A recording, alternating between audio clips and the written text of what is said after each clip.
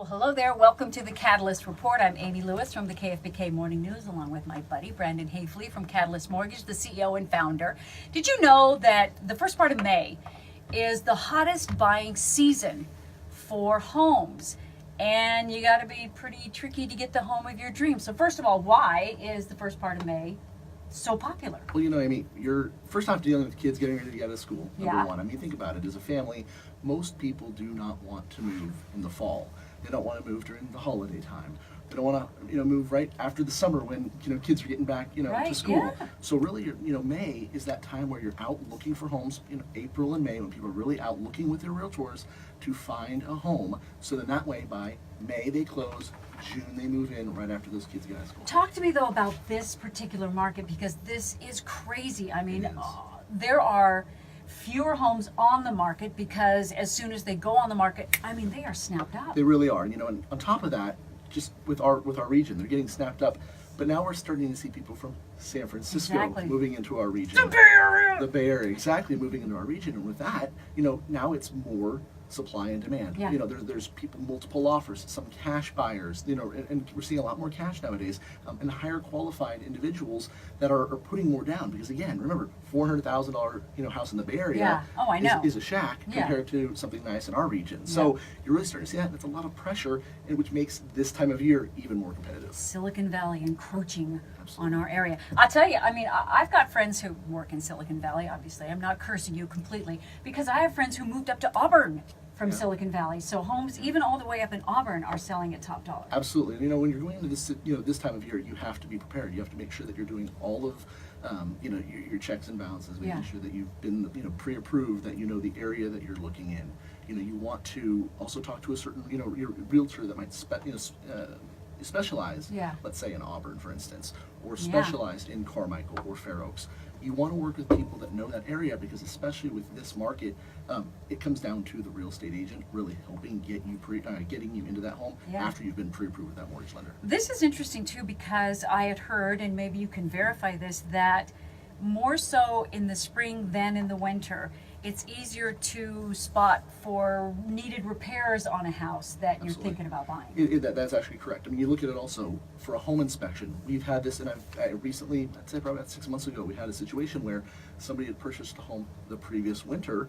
They had done a home inspection, gone through the normal process, but when they hired the home inspector, it was pouring. So did he really take a good, look at everything? And Yeah. then they found out that there's some structural issues on one of the eaves. They didn't even notice it because it's on the back part of the house. What were you saying? When that happens, can you go back and say, or are you out of luck? Can you go back and say? That's really going to be something with the home I was inspector. afraid he was going to say that. That's going to be something with the home inspector and also your agent doing Yeah. their visual inspection, because a real estate agent has to do a visual inspection, your agent. Yeah. But on top of that, the home inspector has to do their part. But also, then it comes into the real estate appraiser. Did he also inspect the property completely? But the point is, in the summertime or springtime, when it's not raining and the weather's not good, people are going to take more of a look at the house. They're Yeah. going to go around, maybe go up in the attic. The one thing that I do say about the winter, though, is if it is raining, you're going to know if there's going to be a roof leak, because you would see it and Very you're not true. going to know that until after the fact. So it's a little give and take, but I'd still say the main thing is spring is better to list. And really for people that are thinking of listing, it's important to get your ducks in a row now. I mean, if you're going to list even in 2 months, you really want to start interviewing real estate agents now. You really want to Yes. start, kind of paying attention to what other homes are going for. Go to open houses yourself. Get Yeah. ideas of how are other people separating their homes from others. And yes, that's a real estate agent's job to do for you. Sure. But as a educated consumer, That's it. you, at the end of the day, it's your money. And at the end of the day, if you can sell your home for top dollar, it's going to be savings for your pocketbook. Educated consumer, which is exactly why we do this. I mean, it really is. Are mortgage rates still low? Rates are still on the lower end in comparison to, of course, even 2008, 2009. Yeah. But they are creeping up. And, Yes. and again, I reiterate time and time again, it's good that rates are going up now, because the economy is doing good. They're going up for the right reasons. Yeah. And that's what's really important. For the right reasons, we're seeing rates increase, which, again, still low. We're still in the 4% range. Okay, I have a question for you. Absolutely. So you live in Sacramento, Fair the Oaks. Sacramento area, Fair Oaks. Okay, I live in Auburn. Would you sell your house now? I personally will never sell my house. You will never sell I it. will never sell my house. I will never sell my house then too. Actually, from talking to you, you and I had a conversation about hanging on to your home. So why? My main reason, well, for me, it's purely emotional. It's my daughters. I raised them there. I brought them home from the hospital. That's where, we played with them on the floor for the first time, so absolutely, I'll always keep that house.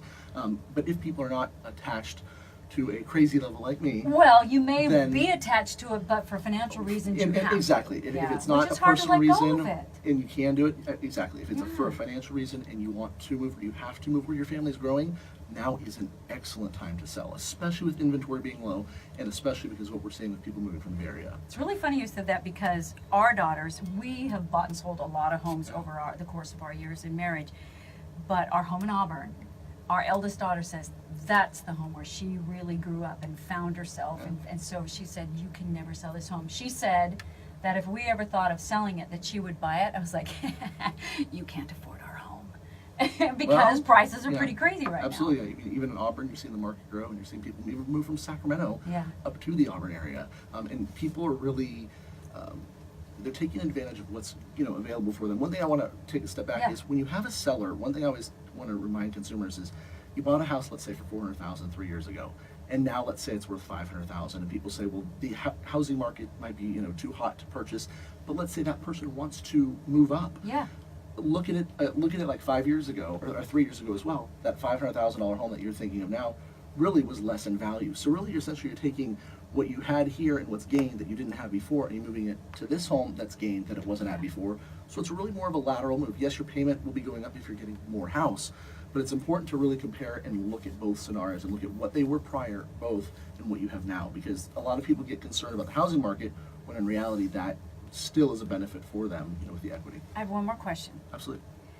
So if I was looking to sell my home and I saw the comps in the neighborhood and saw the dollar amount that the home is priced at, knowing the hot market, and I know you work with your realtor and all that, but can you say, I think I can get my home sold for $50,000 above the comp price? That's a great question. We're seeing a lot of multiple offer situations where homes are being bid up 20, 30, 40, Yeah. even 50,000.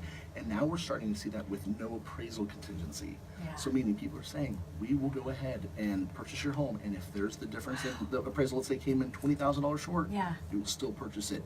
So yes, you can definitely bid up a home, or you can even list your home higher. But I really would say trust the real estate agent you're Yeah. working with. Trust your realtor, because they will run comps in the area and make sure that you can list the home for what it'll actually sell for.